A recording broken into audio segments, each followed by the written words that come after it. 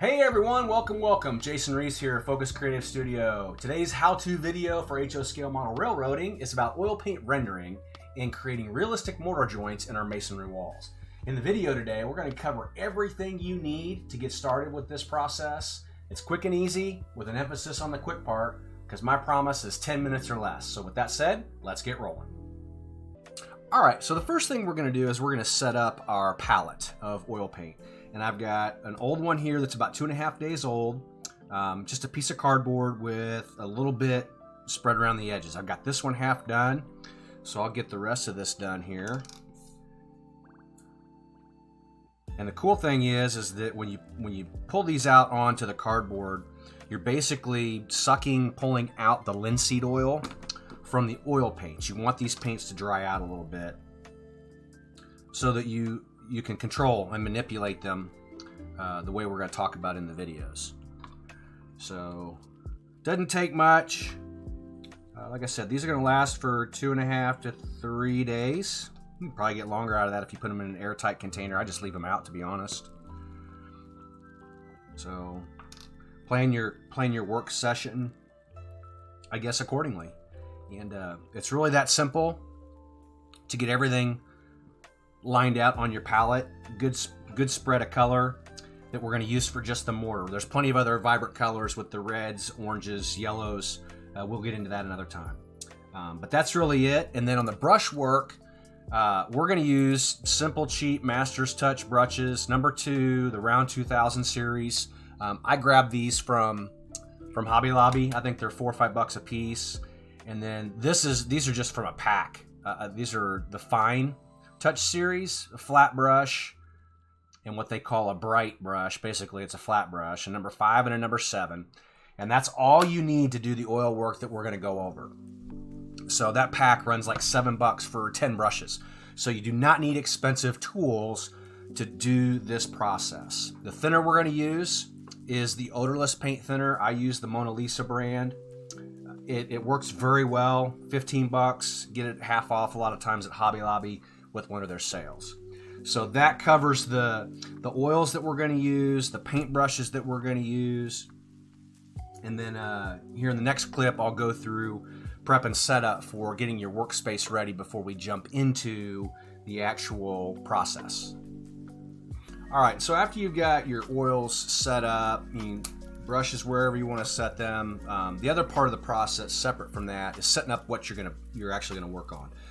In this case, we're mimicking a piece that I previously did as part of a tutorial on a CD series, and we've got 3 different colors that we're going with. We've got the raw plastic from DPM Modular Series HO Scale. The dark color is just this Rust-Oleum primer, and just shake it real well, hit it with a light pass. The tan color is this nutmeg, and it's actually the satin. They didn't have flat at the time, so when I have to work with a satin, I'll come in and I'll just hit it with a Tester's gloss coat. I will flat coat the satin colors, the raw plastic. When I work with the primers, those don't need a coat, but I mask these off, get them all set up and ready to go. That way, I've got all my parts and pieces where I need them, not trying to hunt stuff down. So that's really the second main piece of this process. And then the next part that's part of the setup is you need a paper towel. Always have an extra one off to the side. Sometimes things get away from you. You set your oils with your paper towel. And then I've got the brushes I'm going to use in this container here to the side. It's just a 3D printed piece, and it sets up to the side out of my way. That way I can grab the brushes. They'll end up in my mouth, on the table, but keep them right at hand's length so you're not having to try to reach across your work or across the oils to get to them. You'll end up with oil on your arms, and then you'll touch your clothes, and that could be a mess. But that's really the basics of it. Everything's set up, ready to go. You've got all the things you need, paper towels, so that you can hit the ground running as soon as you got your pieces on the table. So the next piece, we'll go through getting started. And now we're ready to go. So we can start getting things prepped. So we're going to go here and we're going to soak. I just like to soak my brushes in the thinner real quick that I'm going to be using. Get them basically primed, for lack of a better description. And we're gently going to hit these pieces here. Just coat them real quick. And you'll see why. It's going to flood everything in. I'm going to hit one of each for this video, just to show how this process works. I just drop that in. We'll get.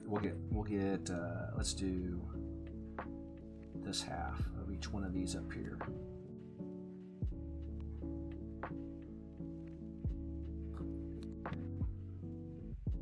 Doesn't have to be crazy, but we want to get the piece just enough so that that oil is sitting everywhere in there.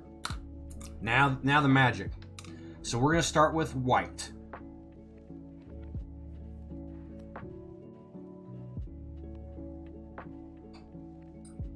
And I'm gonna juice these up pretty good. You should be able to see me working in the oils here. I'm just dabbing, pulling them down into the oils. They're still a little bit wet, but that'll be okay. And you can see I get about a quarter to a third in. Just a little bit more. And I'll get this up close.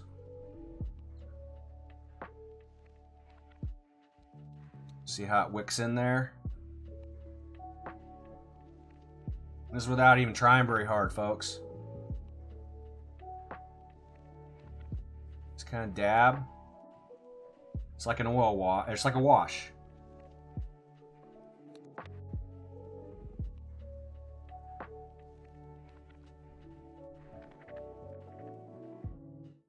And that capillary action will pull it right into those joints. And go ahead and hit another one.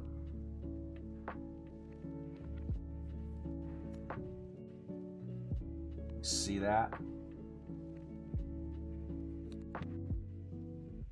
That's pulling it right across the edge. It just flows right into those joints.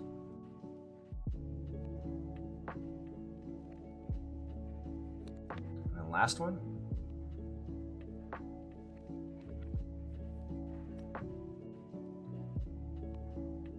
And the great thing is you can control how much paint is on the brush by how much you thin it, and that in turn works with the opacity for the grout. Now I'm just working with white here. I haven't hit anything with gray.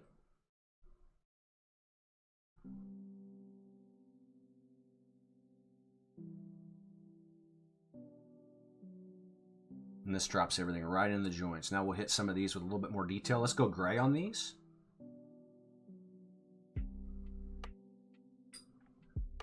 Gotta hustle, gotta hustle.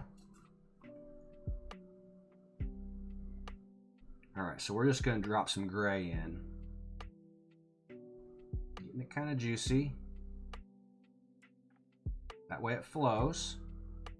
Alright, first one.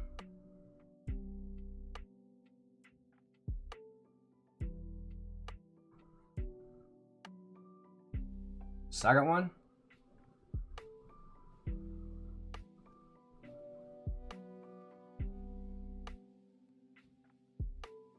I'm just tapping, running it across. And let's hit it with our nice burgundy brick. Get some gray mortar in there instead of the stark white that we often see with the acrylics that folks do. Now, this is the down and dirty, guys. This is just a fast demonstration on how the process works. So you'll see the gray is just a touch darker than the white, but we've got other oils that we can use as well.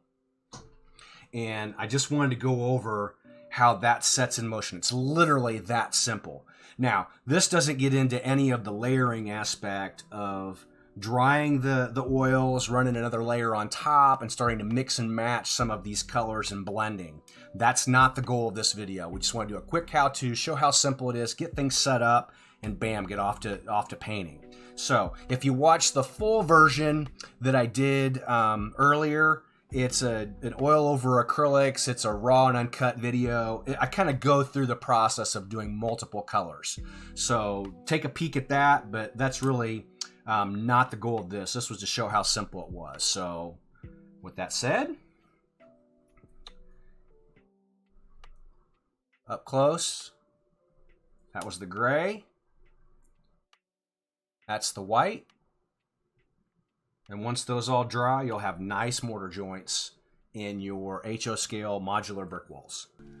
All right, guys, so that's it. 9 minutes, 57 seconds. I know it's a lot to try and digest, but I promised I'd do stuff in under 10 minutes, and that was the goal of the tutorial. So I'll say we had 3 seconds to spare, plus I needed a little bit extra to close this off here at the end. So hey, if you enjoyed this or it was helpful, please subscribe to the channel, hit the like button, share this video, and that way I can continue to grow the channel and put out more content for you. So until next time, happy modeling.